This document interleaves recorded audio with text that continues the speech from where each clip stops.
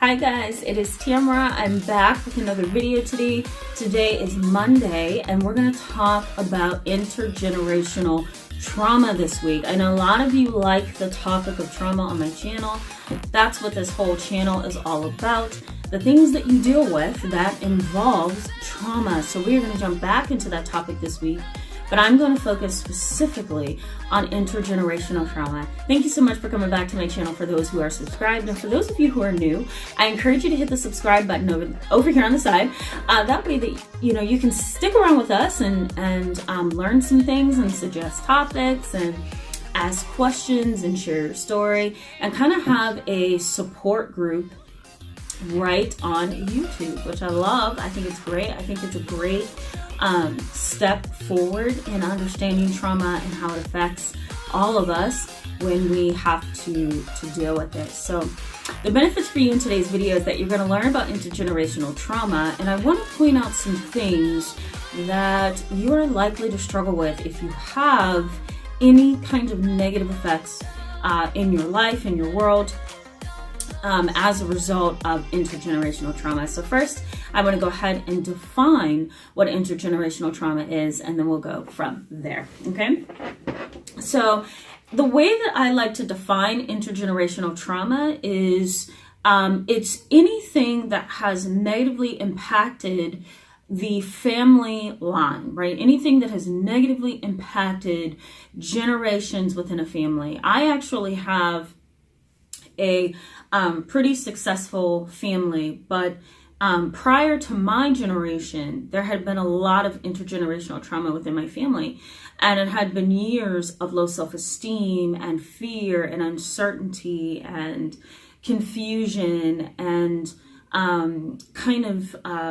not really knowing where value was being housed in their lives, right? They had no direction and no clear understanding of who they were, the older generation and my family.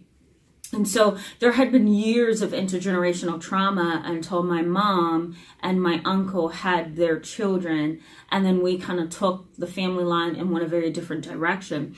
That's kind of a storyline for a lot of people in today's society, that they have an older generation from years and years ago that extends as far up as their parent, right? Like my mother or my uncle, and that lineage had dealt with a lot of intergenerational trauma, which, kept them from recognizing their value and their strengths and who they are. So a lot of families go through that, not just mine and not just yours. So intergenerational trauma can be defined as trauma across the lifespan, right? Or trauma across multiple generations within a family. It can also start intergenerational trauma can also start from a cultural base, right? So intergenerational trauma doesn't have to be something that occurs within a family. It could be something that occurs within a specific culture, right? So Native Americans, African Americans, Italians, right? Just a culturally recognized group of people who have been marginalized and discriminated against for centuries, right? So that could be termed cultural intergenerational trauma. Okay, but what is trauma? Well, I define trauma, there's a lot of definitions, but I define trauma as any event that has emotionally and psychologically destabilized you, which could include physiological symptoms that are negative or impactful to you, right? They're not good symptoms. Any situation that emotionally and psychologically destabilized you, that you had absolutely no coping skills to deal with, right? The trauma itself outweighed your ability to cope. That's how I describe trauma in a nutshell to a lot of my clients and a lot of people that I do interviews with, because the term is so broad, right? And everybody defines trauma differently. But I use my definition because I think it's straight to the point. It says, trauma is something that you had absolutely no coping skills to deal with, and it threw you off in life. It totally derailed you.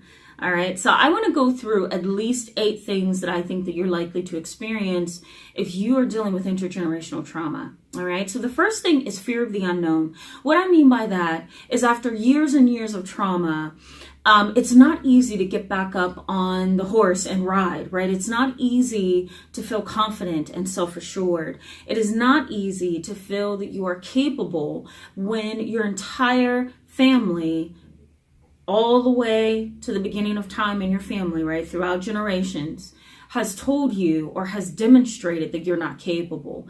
When you look around in your family and all you see are substance abusers and prostitutes and depression and suicide attempts, what does that do to your psyche? Well, it kind of sends the message that you're not capable as well, because you come from a stock of people who themselves cannot cope, right? When you come from a family like that, the family kind of develops this unspoken rule. And the unspoken rule is a content mindset. It's, I'm okay with this because I don't know what to do to change it. And because everybody in my family seems to be okay with this status quo. So then you get content. And you may not call it contentment. You may not verbalize it. But your actions speak very loudly, all right? So when you're in that position, you don't move because you're fearful. You don't know what to expect, so fear the unknown. The next one is dissociation. You dissociate, right? Here's reality. You pull away from reality as much as you can because the reality is too painful to face. The reality is too complex to face. The reality is too emotionally draining to face. So you pull away from reality. Now, dissociation can happen when you least expect it. You may not even be aware that you dissociate. The way that I explain dissociation to most of my young kids, those 14 and under, because it's a little hard for them to conceptualize this, is dissociation is like severe daydreaming, right? You just kind of split off for a moment from reality. Some people have really severe dissociation where they have different actions and behaviors and looks and attitudes. I'm going to post a video up here where I talk a little bit about that dissociation. So that I would consider that severe dissociation, but a lot of people deal with it, whether they realize it or not. And people who have generations of trauma deal with it as well. Okay. The next thing is trust issues.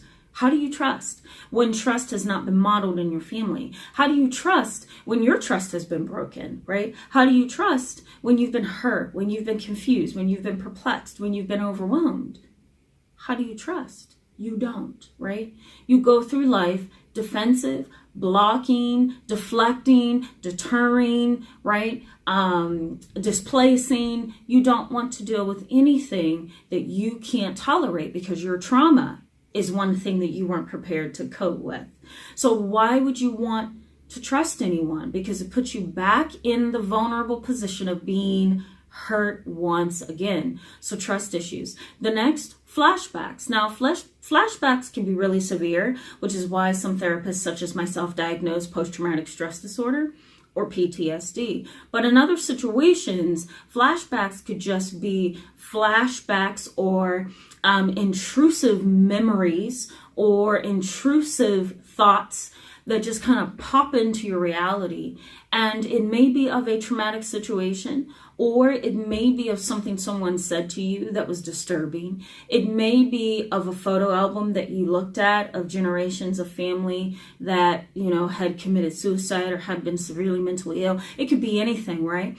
So flashbacks are likely to happen if you're struggling with reality. All right. The next thing is no motivation. Who's motivated when all they've experienced for years and through generations is defeat? When you feel like your family lineage and heritage has been defeated, right? Whether that's culturally or psychologically or emotionally, you're not going to try, right? Why try? It's never worked before. So you kind of develop this learned helplessness. I talk about learned helplessness up here as well.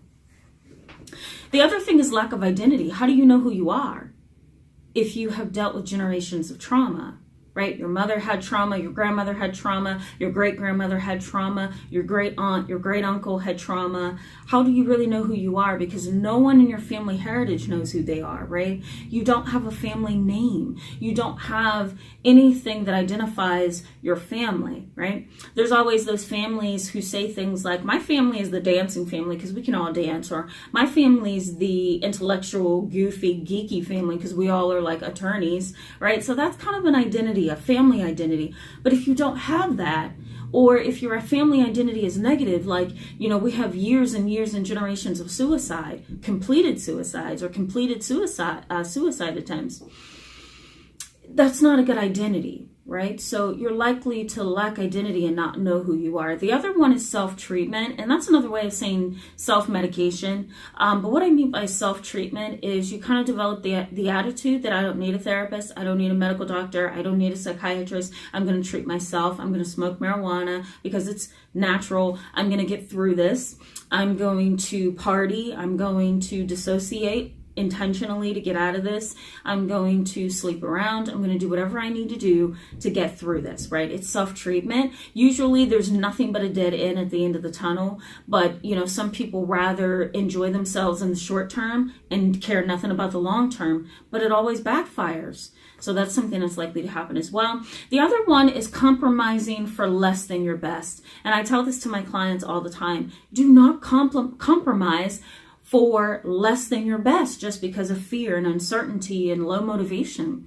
Reach for what you feel you deserve. Reach for what other people think you deserve.